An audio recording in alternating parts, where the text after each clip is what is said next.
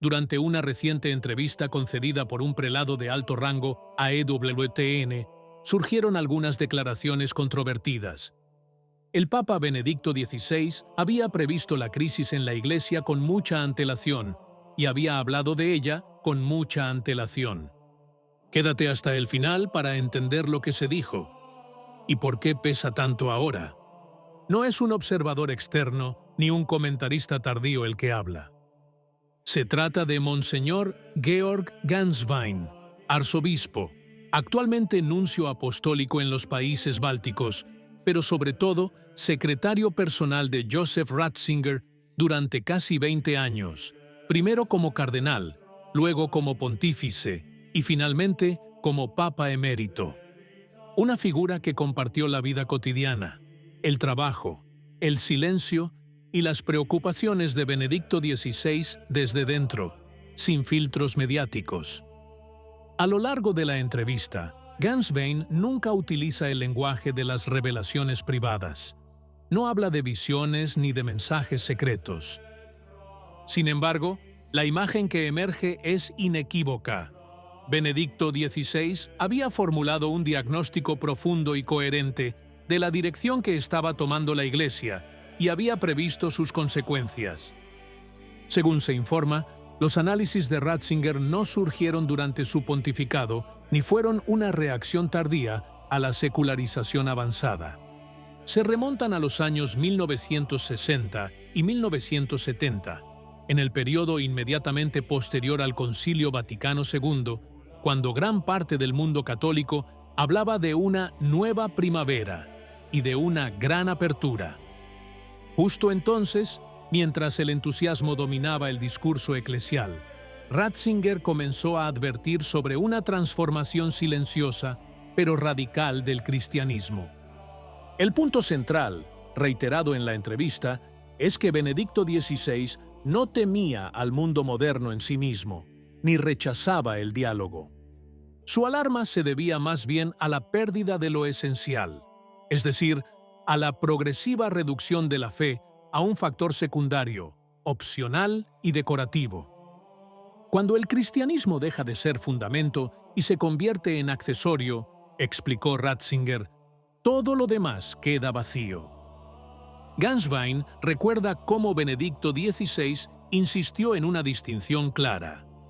La Iglesia puede y debe realizar obras de caridad, comprometerse en el trabajo social, intervenir en la historia, pero solo como consecuencia de la fe, no como sustituto de ella.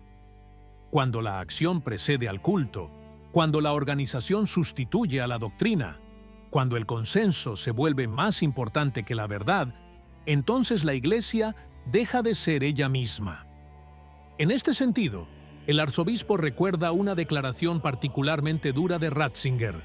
Una Iglesia que celebra el culto a la acción es superflua y está destinada a desaparecer. No porque sea perseguida, sino porque está vaciada desde dentro. Una Iglesia que habla el lenguaje del mundo, que adopta sus categorías políticas y sociológicas, no es percibida como una alternativa, sino como un duplicado inútil. El núcleo de la profecía de Ratzinger, como se desprende de la entrevista, se refiere precisamente a esto. La Iglesia que se anticipa al mundo en lugar de convertirlo, que se esfuerza por demostrar su relevancia según parámetros extraños al Evangelio, perdiendo progresivamente su propia identidad sobrenatural. Ganswein subraya que Benedicto XVI era plenamente consciente del precio de este cargo. Estar lúcido en momentos de entusiasmo conduce al aislamiento. Ir contra la corriente, sobre todo en tu propio país, invita a la hostilidad. Y de hecho, recuerda el arzobispo, los medios de comunicación nunca fueron amables con Ratzinger, precisamente porque él no buscaba aplausos, sino que consideraba su deber decir lo que reconocía como verdad. Hoy, la cuestión ya no es teórica.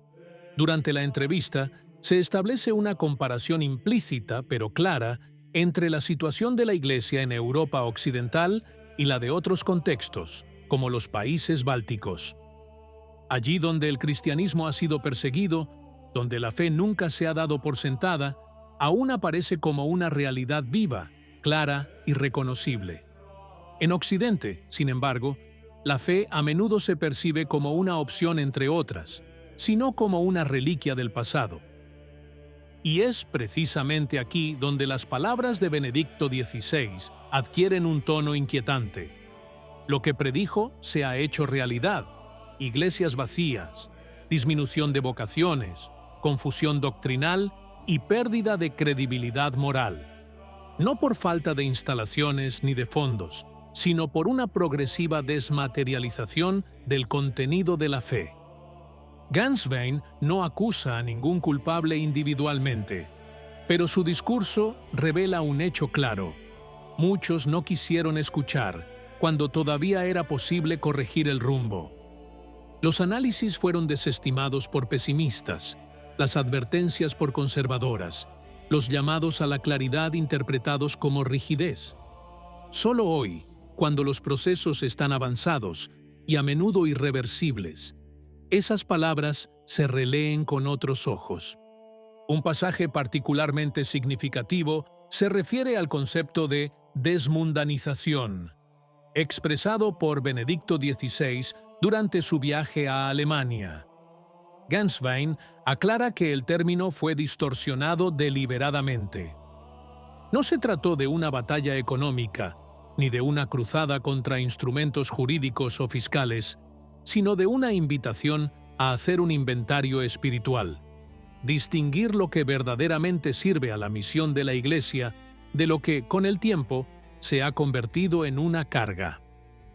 Una vez más, la alarma no era contra el mundo, sino contra la confusión entre medios y fines. Cuando las estructuras se vuelven más importantes que la fe a la que se supone sirven, el riesgo no es solo la ineficiencia, sino la pérdida del alma. En el relato de Ganswein, Benedicto XVI aparece como una figura coherente hasta el final. El mismo hombre antes y después del pontificado. El mismo teólogo. El mismo creyente. El mismo pastor. Sin transformación de roles, sin máscara pública. Solo una creciente responsabilidad y una carga cada vez mayor sobre los hombros. Y es precisamente esta coherencia la que hace que sus palabras sean difíciles de ignorar hoy. No se trata de un pontífice que haya cambiado de opinión ni de un nostálgico del pasado.